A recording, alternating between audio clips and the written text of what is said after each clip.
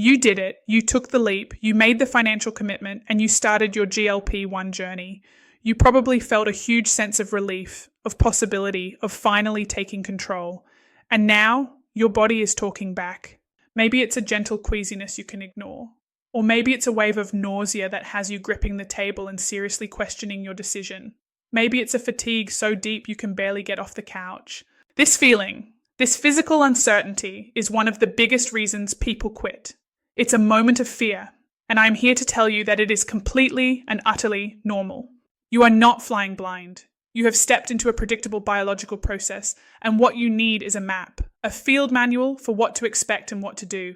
So today, that's what I'm giving you. We will deconstruct these physical feelings, reframe them from side effects into signals, and give you the exact protocols to manage them with confidence. Let's begin.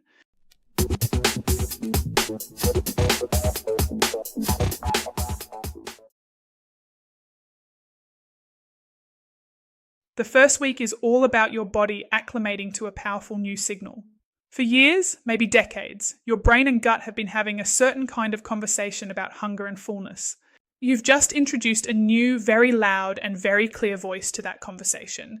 The initial physical feelings are simply your body's response to this new voice. Here's how it usually breaks down. On days 1 and 2, right after your first injection, you might not feel much of anything.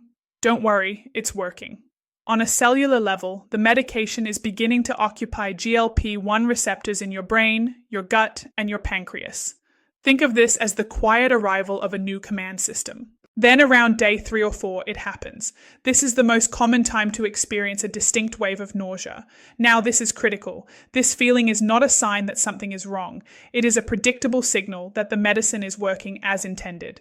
It's happening for 2 primary reasons. First, gastric slowing. The medication is slowing down the rate at which your stomach empties.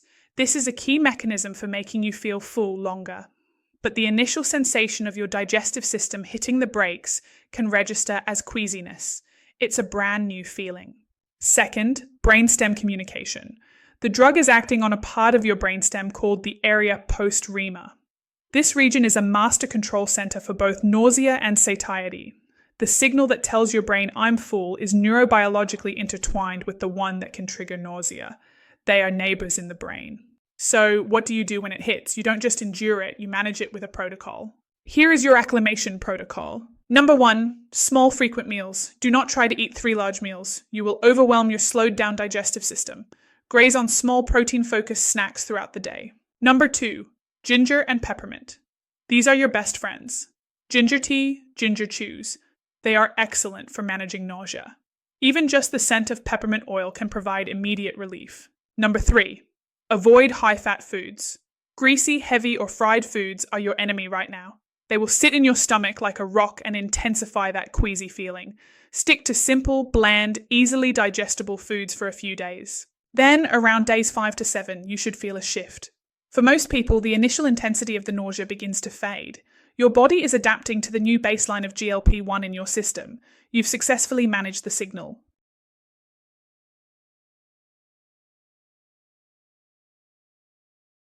Okay, so you made it through week 1. The initial nausea has likely subsided, but now your body is settling in for the long haul. In this stabilization phase, new signals can emerge as you learn the nuances of your body's new operating system. The 2 most common are digestive changes and fatigue. With your gastric motility slowed down, it's very common to experience changes in your bowel habits. For some, it's constipation. For others, it's diarrhea. Here's how to manage it. This is your digestive management protocol. For constipation, you need 2 things, water and insoluble fiber. Insoluble fiber, think leafy greens, whole grains, helps add bulk. And you need to be drinking a lot of water to help things move. If you're still stuck, a magnesium citrate supplement before bed can be very effective. For diarrhea, you need soluble fiber. This is the opposite kind. It absorbs excess water. Think oats, bananas, and psyllium husk, and most importantly, make sure you are replenishing your fluids. Next is fatigue. A feeling of tiredness or lethargy is also very common. This is usually due to 2 things. You're eating far fewer calories, and you might have an electrolyte imbalance. Here is your fatigue management protocol. First, prioritize protein. Make sure your smaller meals are protein dense. This provides sustained energy and, just as importantly, preserves your muscle mass during weight loss. Second, balance your electrolytes. Dehydration and a lack of minerals, sodium, potassium, magnesium, is a primary cause of fatigue. A high-quality electrolyte supplement added to your water once a day can be a complete game changer.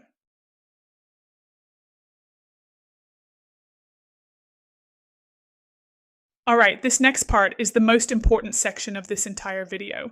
My role here is to be your mentor and guardian, and that means ensuring your safety.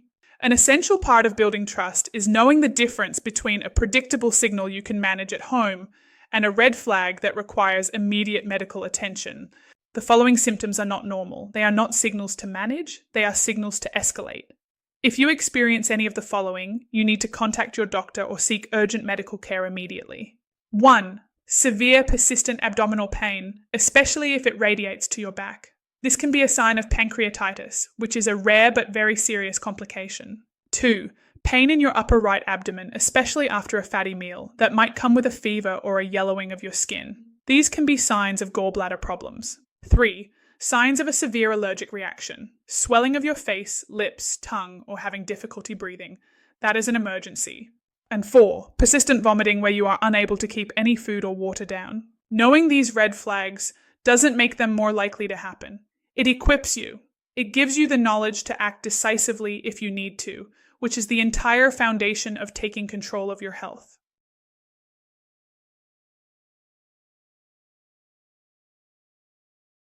Okay, let's take a step back and re-examine the past month.